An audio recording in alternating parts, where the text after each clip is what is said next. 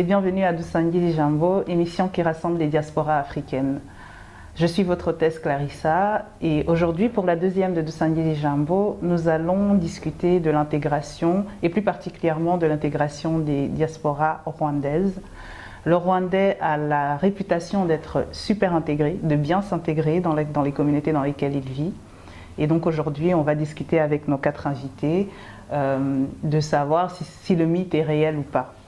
Les invités du jour sont Mudieni Epiphanie, 33 ans, chimiste, chercheuse et enseignante. Yvette Muhire, 30 ans, entrepreneur dans le domaine de la restauration et de l'événementiel. Et activiste au stand de Jambon ASBL, ça c'est très important. Et puis Muhichira Stéphane, entrepreneur et CEO de Keza Shop, qui est un site de cosmétiques africains pour les nappies et les autres. Oui. Et puis Ndikumana Fabrice, 23 ans, c'est notre cadet et c'est un étudiant en sciences politiques à Saint-Louis. Voilà. Donc on va rentrer directement dans le débat. Alors l'intégration, commençons déjà par le définir. Qu'est-ce que c'est? Honneur aux femmes et puis honneur aux aînés. Donc Mudieni, pour toi, qu'est-ce que c'est que l'intégration? Alors, moi, ce que j'entends par l'intégration, donc c'est tout l'ensemble de choses que je veux mettre en place pour m'adapter à une nouvelle culture, à un nouveau mode de vie, tout en ayant avec moi mon bagage culturel et mon vécu, donc avec lequel je vais venir atterrir dans un autre pays, notre culture et faire avec tout ça finalement. Okay. Et donc l'intégration, ça va être un processus. Et voilà, le résultat final n'est pas prédit à l'avance et on ne sait même pas dire à partir de quelle année on peut se considérer comme intégré. Et toi, Yvette? Alors pour moi, l'intégration, c'est quelque chose d'assez vaste et de très difficile à saisir, comme tu le dis. Je trouve que ta définition est très claire et c'est surtout d'essayer de d'abord comprendre et ce qui est essentiel pour moi dans l'intégration, c'est de garder aussi sa culture. C'est très important et de ne pas se dire qu'on est mieux intégré si on fait comme les autres en perdant sa culture. Pour moi, c'est très important de garder sa culture, de prendre les bonnes choses qu'il y a à prendre chez l'autre, tout en restant soi-même. Beaucoup de choses ont été dites, l'essentiel a été dit, donc moi je ferai simplement le parallèle avec la définition d'Oscar Wilde sur la liberté. Donc, ma liberté s'arrête là où celle commence de mon voisin. Tout simplement, voilà, c'est juste ça ma définition. Savoir vivre avec l'autre. Savoir vivre avec l'autre, tout en gardant aussi son bagage culturel et voilà son patrimoine. Et notre cadet du jour? Alors moi, je suis tout à fait d'accord avec ce qu'ils ont dit précédemment. Maintenant, je serais vraiment ravi de voir un peu plus loin jusqu'où peut aller cette intégration, les limites de cette intégration et comment faire en sorte de vraiment s'intégrer réellement, mais pas au niveau formel, mais au niveau du contenu et de l'adaptabilité avec notre culture. Ouais. Donc j'attends de voir un peu jusqu'où va aller le débat. Justement, continuons et allons directement dans le sujet. Le Rwandais super intégré, mythe ou réalité, quel est ton avis là-dessus? Pour moi, je dirais plutôt un mythe. Pourquoi? Parce qu'au niveau formel, je pense qu'on a au sein de nos cultures, notre culture de base, la culture rwandaise, des éléments qui nous permettent de facilement nous ouvrir et de comprendre et nous adapter rapidement au niveau formel. Ouais. Mais en termes de fond, je ne pense pas qu'on soit réellement intégré. Pourquoi? Là, tantôt, j'ai discuté avec un ami qui m'a donné un très bon exemple.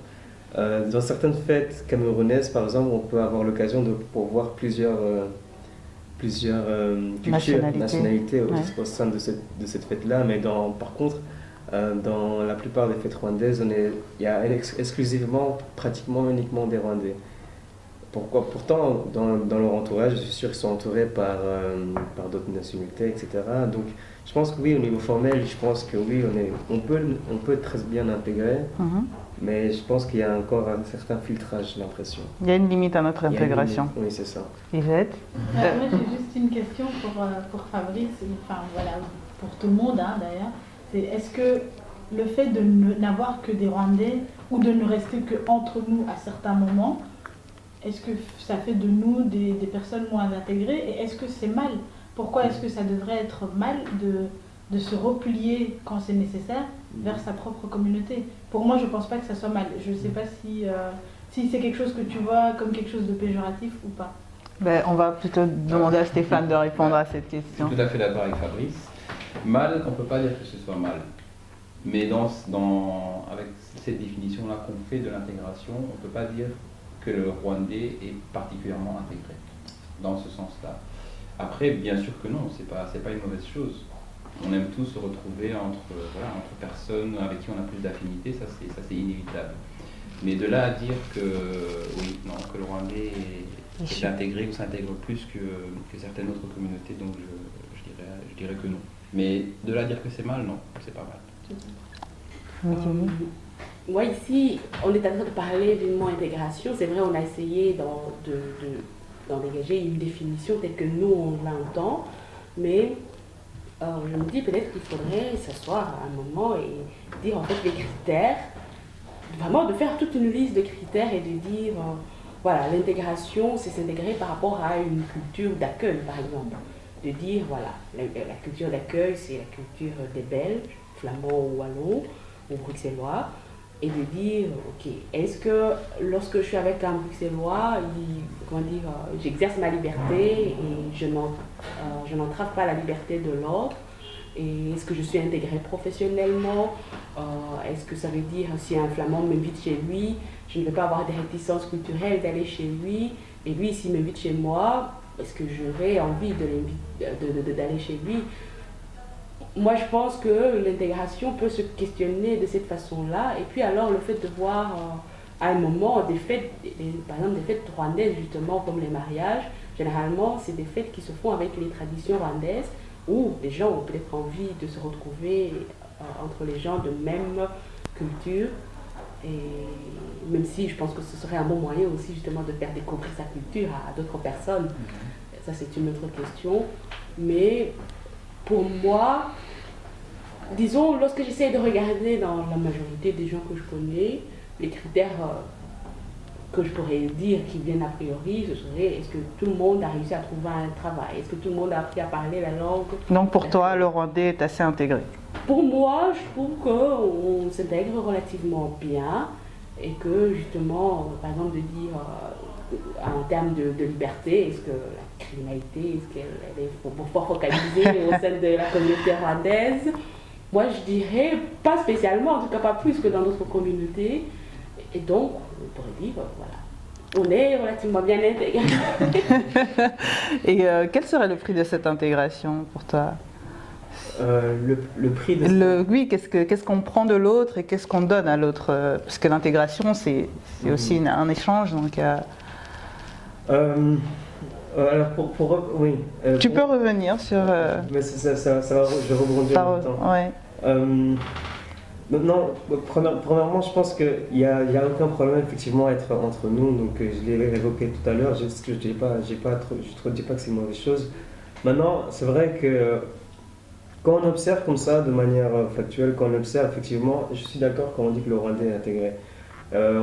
Lorsqu'on par exemple on déménage en Flandre et qu'on retrouve beaucoup, notamment à Los, une région dans laquelle il y a beaucoup de Rwandais, la plupart d'entre eux parlent néerlandais et ont réussi facilement à s'intégrer. Maintenant, par rapport à l'intégration même, pour moi l'intégration c'est pas seulement une question formelle c'est pas seulement une question, c'est un échange culturel, un enrichissement culturel de deux parts en fait. Et le problème quand je disais que j'ai pas vraiment l'impression qu'on est réellement intégré, c'est par rapport à la question de l'autre culture, donc la culture belge notamment. Est-ce que le Rwandais a finalement vraiment pris le temps de vraiment essayer de s'intégrer ou de comprendre ou d'assimiler certains éléments de cette culture-là? Parce que notre culture est très forte et je pense qu'on l'entretient, il faut l'entretenir. Mais lorsqu'il y a un choc culturel, lorsqu'il y a deux cultures qui se rencontrent, ben, le prix, c'est que l'avantage, je pense, c'est qu'effectivement, chacun puisse garder certains éléments de sa culture, mais qu'il puisse essayer d'aller vers l'autre pour en acquérir ou essayer de s'enrichir par d'autres éléments de notre culture. Et ce mouvement vers l'autre, je n'ai pas vraiment l'impression qu'il est... Tu le sens pas beaucoup? Pas vraiment. Et toi? Si je peux rebondir un peu sur ce que tu dis, surtout par rapport au mouvement vers l'autre, pour moi c'est surtout lié au fait que ici en Belgique notamment, on est, la communauté rwandaise est grande. Et donc du coup on est beaucoup fort repliés aussi sur nous-mêmes parce qu'on est plus nombreux. La Belgique étant un petit pays, fatalement on se rencontre aussi plus régulièrement. Et je pense que justement cette question se pose par exemple moins pour un Rwandais qui est en Norvège ou qui est en Chine ou qui est je ne sais où, aux Pays-Bas ou voilà. Une personne en tout cas qui elle est toute seule où il y a 3 ou 4 petites familles rwandaises qui se retrouvent en Norvège ou en Irlande ou je ne sais où. Ces personnes se côtoient moins, donc du coup vont beaucoup plus aussi s'approprier la culture du pays, plus que nous qui arrivons ici, qui avons quand même la grande communauté rwandaise qui nous accueille, parce qu'un Rwandais qui arrive en Belgique, il n'arrive pas tout seul, il est tout de suite accueilli par les autres, la famille, les amis. La famille, les amis. Au lieu de sortir par exemple le vendredi soir pour faire une activité typiquement belge, on va dire, si ça existe, eh ben, il va sortir le vendredi soir avec ses amis rwandais. Donc c'est voilà. Après, par rapport à ce que tu dis, je ne sais pas si c'est réellement un argument le fait qu'on soit une grande communauté, parce que si on prend par exemple la communauté italienne, qui est aussi très représentative en Belgique, c'est une communauté qui se fond complètement dans le paysage en Belgique. On ne fait pas la différence. Donc je ne sais pas, je pense que nous par essence, et c'est pas négatif, hein, encore une fois, quand on le dit, c'est pas négatif. Encore une fois, je pense que les Rwandais aiment se retrouver entre Rwandais, tout en respectant les us et coutumes du pays dans lequel ils vivent. Donc le fait qu'on ait une grosse communauté présente en Belgique ou dans d'autres pays, parce que je pense qu'on n'est pas le seul pays où la communauté rwandaise est très représentée, pour moi, c'est pas un argument de dire... on a ce côté-là, je pense quand même, qui n'est pas péjoratif du tout. D'accord. Non. Je ne suis pas tout à fait d'accord. Surtout par exemple par rapport à l'exemple que tu donnes par rapport à la communauté italienne, parce que pour moi, c'est pas la première génération, c'est plutôt... c'est d'autres générations. Or, les Rwandais ici, je pense que nous sommes tous dans la première ou la deuxième génération, majoritairement. On pourra faire la comparaison peut-être quand les enfants qui sont réellement nés ici, quand ils auront 15-16 ans, et on le voit aussi d'ailleurs, même au jour d'aujourd'hui, moi je l'observe voilà, au sein de ma famille, quand je vois mes petits cousins, quand ils organisent des anniversaires, voilà, ils n'invitent pas que des Rwandais, c'est des petites fêtes où ils ont... Le public est plus diversifié. Voilà, tous leurs amis congolais, camerounais, belges, italiens, espagnols qui viennent. Donc du coup, pour nous, voilà, je pense que c'est trop tôt encore pour la communauté rwandaise pour vraiment... à quel moment, c'est là où ça m'amène à ta question, de se dire à quel moment est-ce qu'on est réellement intégré. C'est peut-être aussi trop tôt pour nous de dire est-ce qu'on est réellement intégré ou pas. Je trouve que c'est pas une question assez facile pour y répondre. On va peut-être y revenir après, et maintenant on va passer à la question de savoir ce qu'on garde de sa culture d'origine, de ses origines, et pas qu'on perd, mais ce sur quoi on fait des compromis pour pouvoir vivre avec les autres. Pour vous, qu'est-ce que ça serait? Pour moi, effectivement, s'intégrer, ça veut dire faire des compromis entre sa propre culture et la culture d'accueil. Apprendre une autre langue, ça ne doit jamais se faire au détriment de notre langue. Le cerveau humain est capable d'assimiler autant de langues que possible. Et donc, apprendre le français ne doit jamais m'empêcher d'apprendre le Kinyarwanda. Moi, je trouve qu'une priorité qui doit être donnée, ça va être vraiment par rapport à l'apprentissage de la langue, et même aller au-delà de l'apprentissage de la langue. Donc la langue, pourquoi? Parce que c'est là que se fait toutes les transmissions, donc les traditions, coutumes, les chants, mais surtout c'est aller même vers la recherche pour la compréhension profonde des traditions, genre dans les cérémonies de mariage des Rwandais. On voit qu'il y a beaucoup de choses qui sont faites que la génération de maintenant a de moins en moins tendance à comprendre, donc moins appliquer, parce qu'ils ne la comprennent pas. Donc il y a vraiment cette recherche de la compréhension profonde Et ça, je pense que ça doit vraiment se faire, c'est primordial pour moi. Et donc, ce qui doit se garder, c'est vraiment ne jamais perdre son identité. Parce que on peut être belge, mais on peut se sentir belge, même oublier sa couleur de peau. Mais ce qu'il y a, c'est qu'à un moment, il y aura des petits événements, intentionnels ou pas intentionnels de la part des autres, qui vont te rappeler d'où tu viens. Et que donc, ce qui va sauver finalement la personne dans sa propre identité, c'est d'aller justement se replier vers cette identité. Cette identité. Qui va se permettre de se rouvrir finalement et de progresser vers l'intégration. Toi, Fabrice, tu as grandi ici, est-ce que tu parles par exemple le Kinyarwanda? Non, on a qui voulu. Ah. Non, je parle Kinyarwanda. Et je suis content, je suis fier de pouvoir parler d'ailleurs. Et ça a été difficile de pouvoir justement, parce que tu as grandi ici, donc toi, ton école, c'était pas en Kinyarwanda comme Moudieni par exemple, mais est-ce que ça a été facile de pouvoir dire j'apprends le Kinyarwanda, j'apprends le flamand, je m'intègre et je vis à la fois ma culture tout en n'étant pas alors, ça s'est fait naturellement en fait. Voilà. Qu'est-ce qui s'est fait naturellement? C'est l'apprentissage du rwandais qui s'est fait naturellement, du Kinyarwanda. Kinyarwanda. Je précise quand même. Et non. Encore une fois, moi, c'est grâce à. J'ai reçu beaucoup du Rwanda, sans y avoir été. Enfin, j'y suis né, mais sans y avoir grandi. Mais donc, j'ai beaucoup reçu par l'intermédiaire de ma famille. Et ce qu'ils m'ont transmis, c'est notamment la langue. Et ils me l'ont transmis de manière naturelle. Et je l'avoue quand même qu'il y avait un désir de ma part de vouloir acquérir cette langue. Donc chez toi, on parlait Kinyarwanda, et on parle toujours Kinyarwanda d'ailleurs. On parle toujours Kinyarwanda et français. Ok. Mais mon entourage a quand même un peu poussé pour que la langue, je l'apprenne réellement, quoi. Donc c'est un peu la chance que j'ai également. C'est d'avoir un entourage une famille qui pousse assez à ce niveau-là. Et toi, Stéphane, tu es papa, hein? Oui, et Et quelle est la langue de la maison en fait? Je tiens à réagir par rapport à ce que Fabrice a dit. Moi, je suis un petit peu le cas opposé à lui en fait. Donc moi, je ne parle pas Kinyarwanda. Voilà. Ça arrive. C'est des choses qui arrivent. Pour expliquer un petit peu mon histoire, donc moi, j'ai pas grandi. Je suis né au Rwanda et puis je suis arrivé à l'âge de 5 ou 6 ans. Je suis arrivé ici. Et donc on était moi et mon frère et on est né au Rwanda. Et donc on a dû s'adapter très vite. Donc on est arrivé, on a été directement scolarisé et j'avais donc ma maman qui était remariée avec un Européen. Donc ça veut dire qu'il a fallu très rapidement s'intégrer. Et là donc ça ramène à l'intégration et peut-être à cette dérive qui est l'assimilation. Et donc on ne parlait que le français. Donc très vite on a parlé que le français à la maison et ça s'est prolongé donc jusqu'à ma majorité où donc j'ai complètement oublié ma langue maternelle.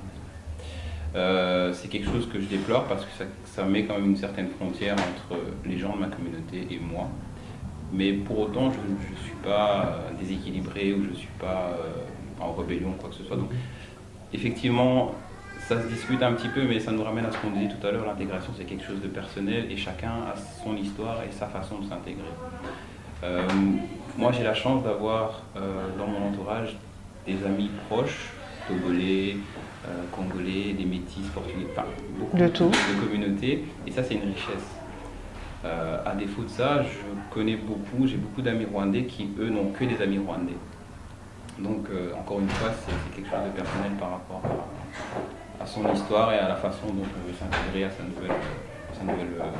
nouveau paysage. Et donc ça me ramène à ce que tu disais. Donc moi j'ai 2 garçons et à la maison on parle le français. Ok.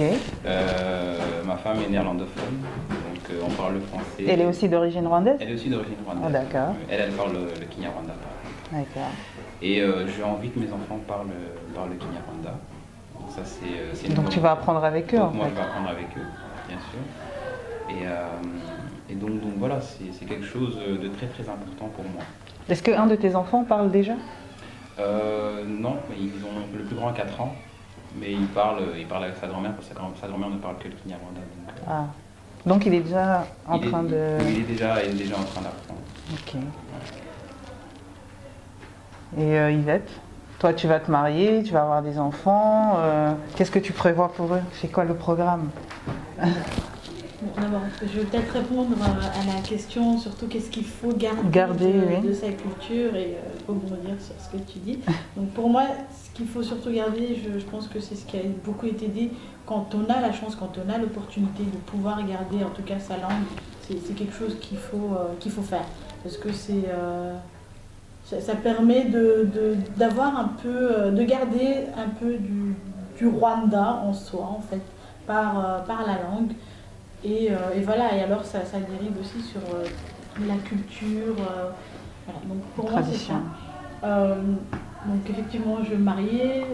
Si Dieu nous bénit avec des enfants, on aura des enfants. Et ce que je prévois, bon, bien sûr, on dit en Kinyarwanda, Imigambi, Manani, Avanibitandukanye, mais en tout cas, si Dieu nous en donne, nous on aimerait que nos enfants parlent le Kinyarwanda. Maintenant, c'est ce que aussi Fabrice dit. On va certainement parler à nos enfants en Kinyarwanda, ce que d'ailleurs j'encourage vraiment en tout cas beaucoup de gens qui ont des enfants à faire. Mais il faut que cette volonté soit là aussi de leur part. Il faut qu'ils aient envie. Parce que c'est comme, c'est l'exemple que tu donnes, Fabrice, de dire, moi j'ai eu cette envie. Tu as eu vraiment envie de parler le Kinyarwanda et d'apprendre le Kinyarwanda. C'est pas tout le monde qui en a envie. Toi tu dis, voilà, je ne me parle pas, mais j'aimerais que mes enfants apprennent et j'aimerais profiter de cette occasion pour apprendre avec eux. Donc c'est vraiment, il faut qu'ils en aient envie et il faut que peut-être que beaucoup de jeunes qui ont grandi ici, dont moi notamment, parce que là j'ai quand même grandi ici aussi, c'est de se dire, c'est de réaliser que c'est important de prendre, on ne maîtrisera jamais le Kinyarwanda comme si on l'avait appris à l'école, mais de l'apprendre et d'avoir quelques notions au Kinyarwanda qui nous permettent d'avoir un peu cette fierté. Cette fierté d'être rwandais. Ouais. Bah, on va passer à la question de ce qu'on garde, de ce qu'on ne garde pas. Ça touche aussi à l'histoire. Le Rwanda a une histoire assez difficile et souvent quand on parle de l'intégration, on se demande aussi, l'histoire ou tout outil, est-ce que ça influence le taux d'intégration, je veux dire. Oui, Jenny. Pour moi, ça n'aggrave rien du tout. Bien au contraire, justement, le fait d'avoir vécu à l'étranger, la plus grande partie de ma vie, de la vivre à l'étranger qu'au Rwanda, de se dire finalement on côtoie un Belge où la différence entre moi et un Belge est beaucoup plus importante que la différence entre un Rwandais Hutu et un Rwandais Tutsi.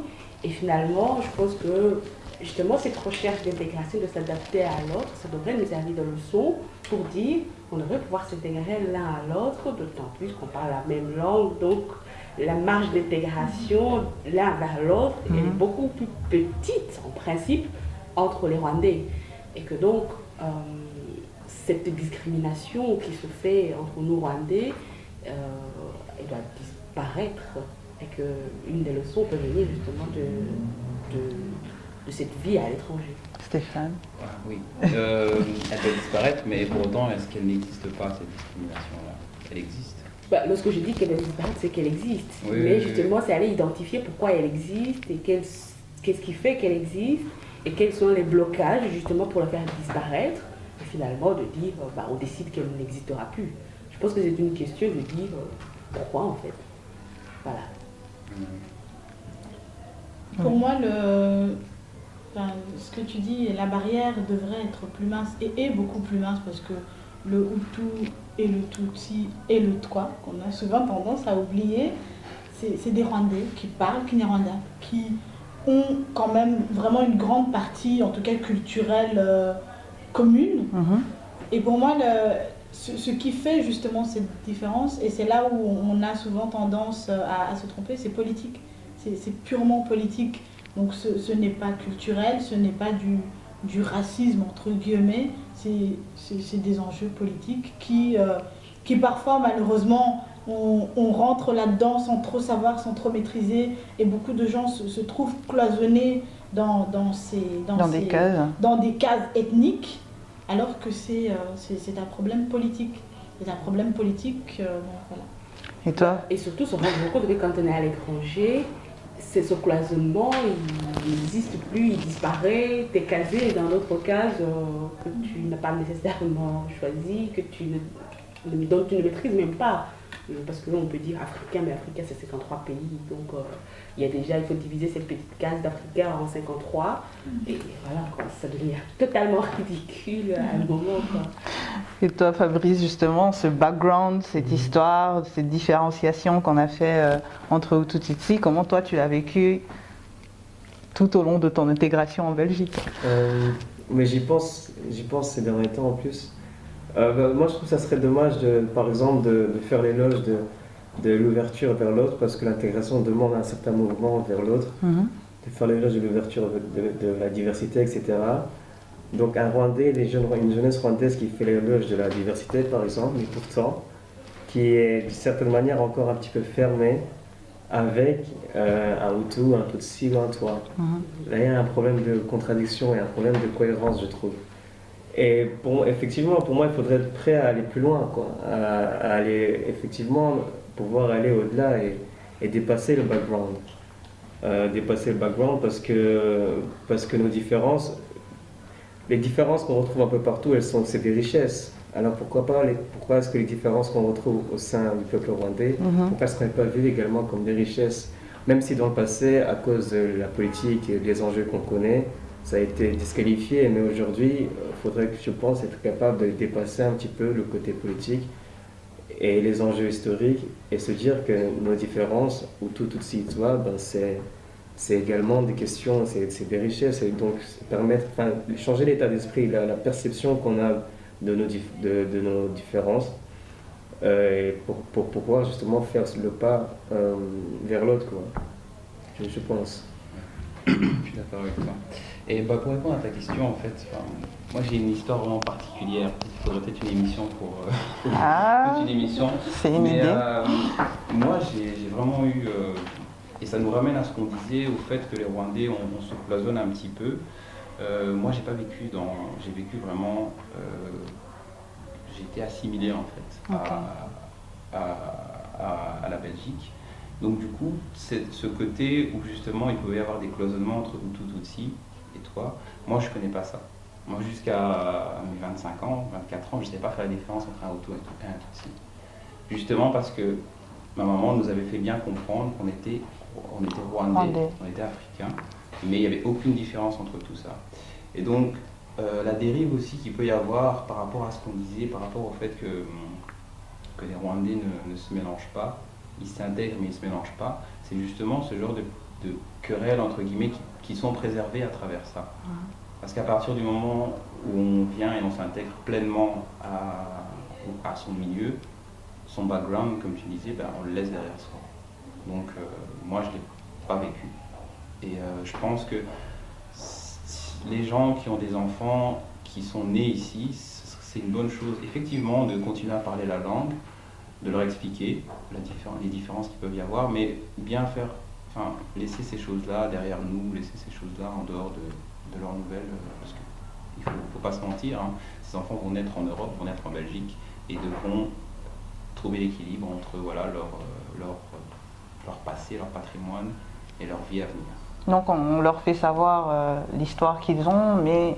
Bien sûr, leur expliquer l'histoire qu'ils ont, mais sans tomber dans certains travers ou dans certaines dérives. Mais après, c'est à chacun à sa façon de dire les choses. Hein. Donc l'éducation de l'enfant, c'est très... Yvette, tu voudrais intervenir? Voilà, donc moi je vais intervenir vraiment sur ça parce que ce qui est important de comprendre en tout cas et de vraiment saisir, c'est que le Rwandais, et depuis d'ailleurs même bien avant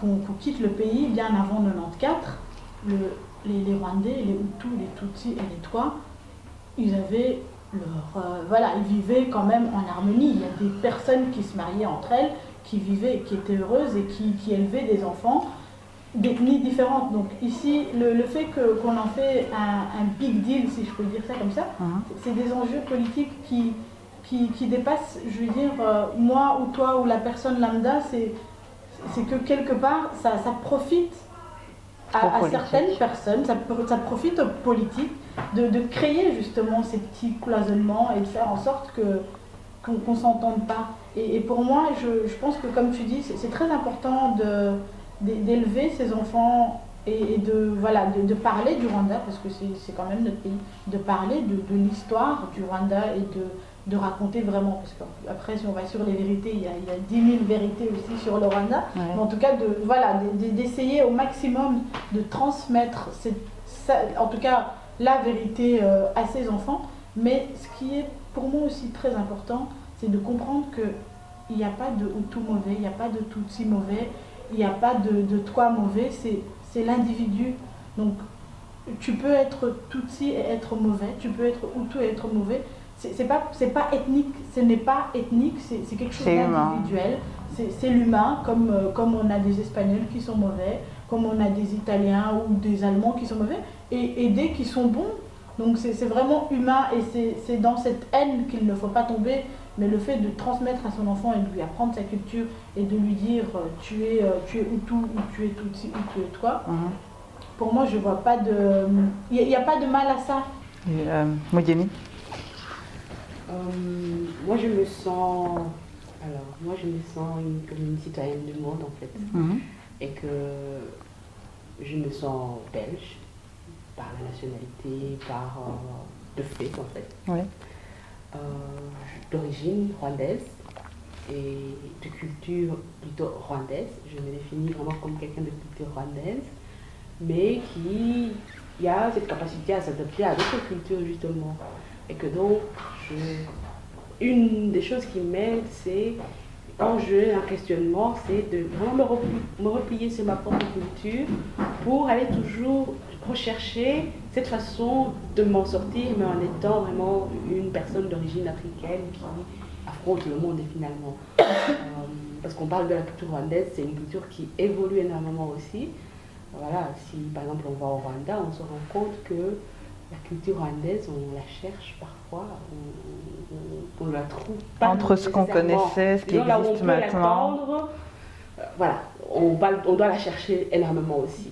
Et que donc, effectivement, c'est une histoire personnelle, et que cette histoire personnelle, elle se pose à tout le monde, finalement, où la personne se trouve. Et voilà. Alors, tu vas clore le sujet.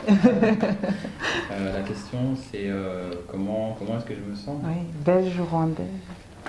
Les deux. Il y a à peu près 8 ans, je suis parti au Rwanda. Et je me suis rendu compte que j'étais un Européen pour les gens de là-bas. Mais ce que je savais aussi, c'est que pour les gens de l'Europe, je suis un Africain. Donc je me considère comme un citoyen du monde, comme ce que tu disais, mais surtout africain.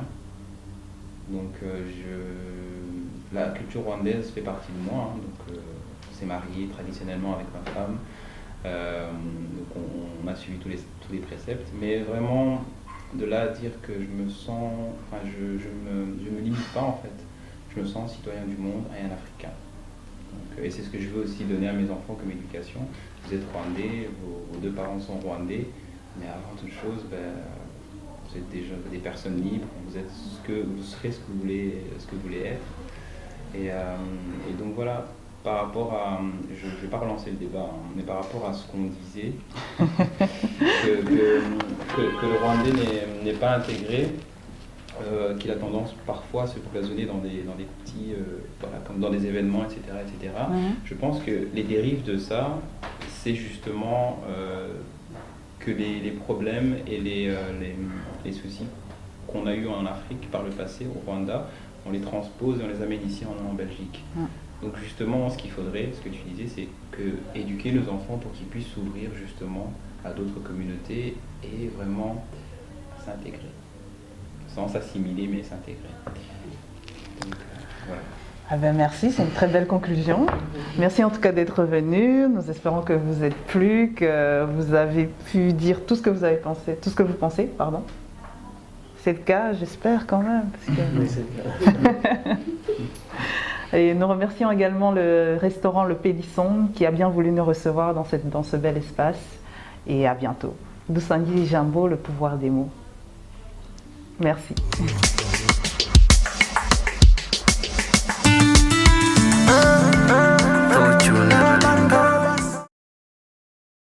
Alors, très beau ressenti par rapport à ce débat. L'intégration, c'est un vaste sujet. Difficile de le résumer en 25-30 minutes. Mais sinon, débat très bien mené par notre présentatrice. Et en tout cas, voilà, plein de bonnes choses. Et j'espère qu'il y aura beaucoup d'autres débats. Mais merci de nous avoir donné la parole. Voilà. Moi, je suis très contente d'avoir participé à ce débat. Donc, je trouve que Clarisse a bien assuré et surtout, elle a bien géré les débats. Et le thème qui est proposé est un thème, évidemment, je pense qu'on ne l'a même pas épuisé. Donc ici, on l'a présenté, on est des jeunes Rwandais d'une certaine génération. Je trouve que ça apporterait une autre vision si ce même thème était proposé, par exemple, à des jeunes 18 ans, donc entre 12 ans et 18 ans, justement, de voir quel le regard qu'eux, ils apporteraient. Et ça, ce serait très enrichissant. Et donc, combiner les deux, le résultat m'intéresserait en tout cas à connaître. Voilà, donc à la prochaine. Alors aujourd'hui, j'ai l'honneur de participer à un débat très riche en termes de contenu et le sujet était très, très vaste, mais on a quand même réussi à mettre en avant des éléments assez intéressants. Mais de manière générale, vraiment, j'ai bien apprécié la présentatrice qui a su mener également les débats et mettre en avant des questions assez importantes. Et j'ai beaucoup appris, j'étais le plus jeune du débat, j'ai beaucoup appris également sur le Rwanda, sur la question de l'intégration, qui est une question assez, encore une fois, très vaste. Et donc, du coup, je pense que pour synthétiser un petit peu ce que j'ai retenu, ce que j'ai appris, c'est que, je me permets de citer un ami, c'est du choc des idées que j'ai eu la lumière. Et donc, il ne faut vraiment pas hésiter à avoir le dialogue, à mettre en avant les possibilités pour avoir un dialogue, parce que c'est uniquement à travers le dialogue qu'on peut vraiment se comprendre et échanger avec l'autre. Voilà, donc débat super intéressant pour moi. C'est vrai que l'intégration, c'est très vaste et très difficile à résumer en quelques minutes comme ça, mais c'était très enrichissant. Je remercie particulièrement Clarisse qui a vraiment bien mené les débats et toute l'équipe de Jambo News TV derrière. Voilà.